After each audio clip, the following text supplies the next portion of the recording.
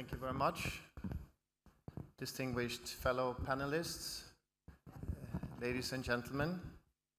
Thank you for inviting Norway to be a country partner in this National Energy Summit, and also to invite me as a speaker at the opening panel. A lot has been said already. I just would like to say a few things. First, about Norway. We are an energy nation. We are actually 98% of our electricity production is already from the renewables. We've been blessed from nature to have a lot of access to hydropower, which is also supplemented with wind power. So we, even if we are one of the largest oil and gas exporters in the world, all our gas is actually exported. It's not going to generate electricity. But of course we need more energy and moving into the future, and an energy transition is needed. A lot has already been said about that our common future really depend on it. So it's not something that we would like to do, something that would be nice to do. It's something that we have to do.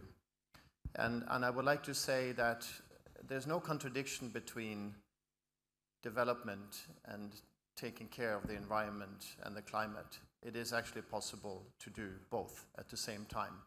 And there's a lot of knowledge about how we can do that. And of course, the energy sector, the energy transition is an important part of that.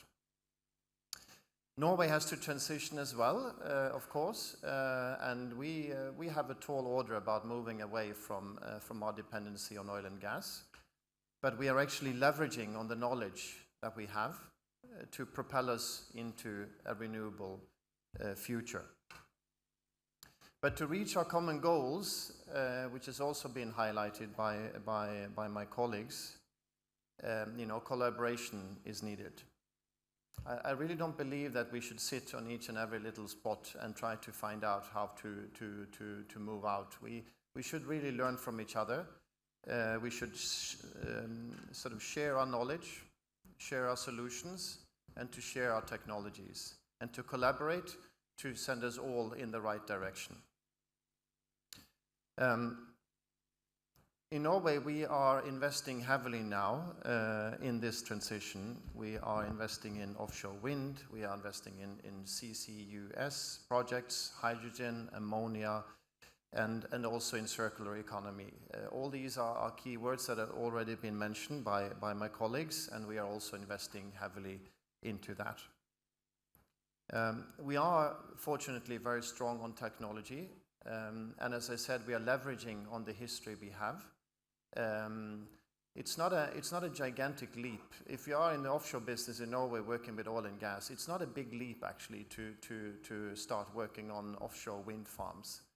We need the engineers, we need the know-how about how to operate in an energy space, and also how to operate in an offshore environment, including also a subsea environment.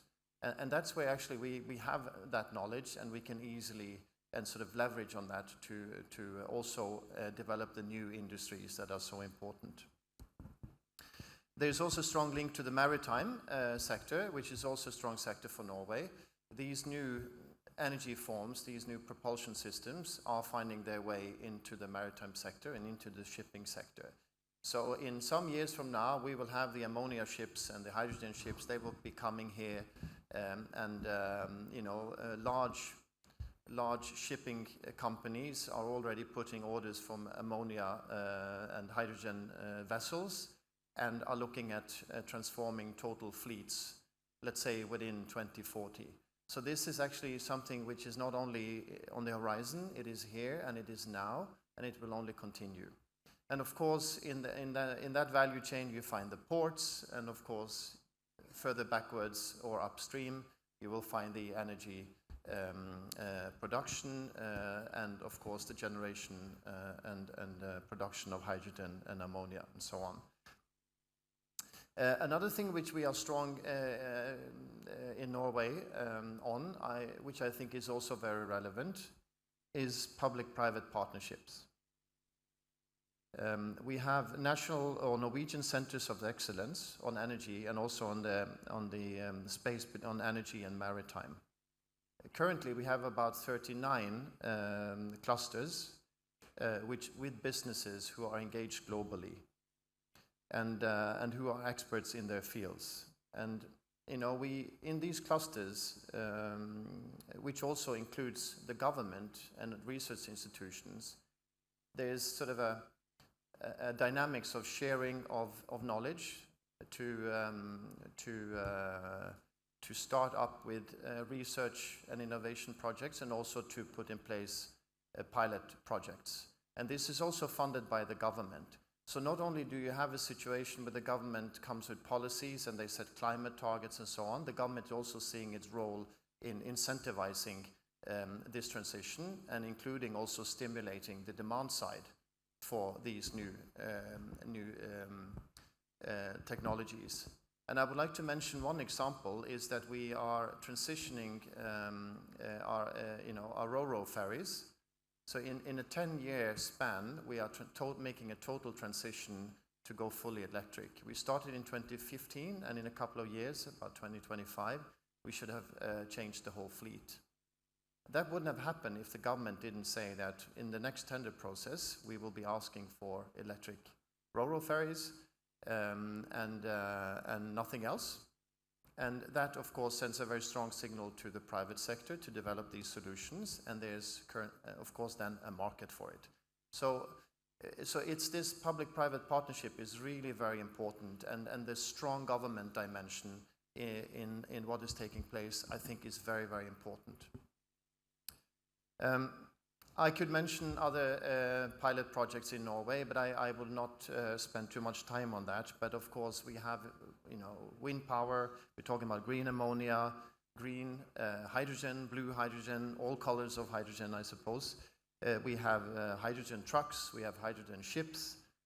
We have offshore wind and green hydrogen connected with subsea storage. So these are the combination of projects that we are seeing coming up in Norway, where we're actually leveraging on the knowledge that we have. We are developing batteries, we are developing fuel cell technology, electrolyzers, and so on. So we are currently also quite strong on the whole green electric value chain. On hydrogen, we produced hydrogen 100 years ago. That was when we started, and that was green hydrogen, connected to our hydropower plants.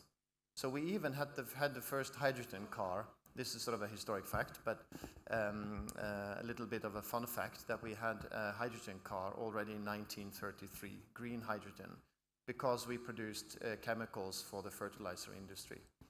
So we did that, and then after some time it was largely forgotten due to the petrochemicals that came and so on, but we had that technology and have been dealing with hydrogen, which is a very explosive substance, for a very, very long time. I could also mention that we had the world's first floating wind farm in Scotland, where we supplied to Scotland in 2018, and we are currently having the largest floating wind farm in Norway, High Wind Tampen, that coming about now in 2022. Coming to India, I would like to say that energy is a centerpiece in the bilateral cooperation between India and Norway.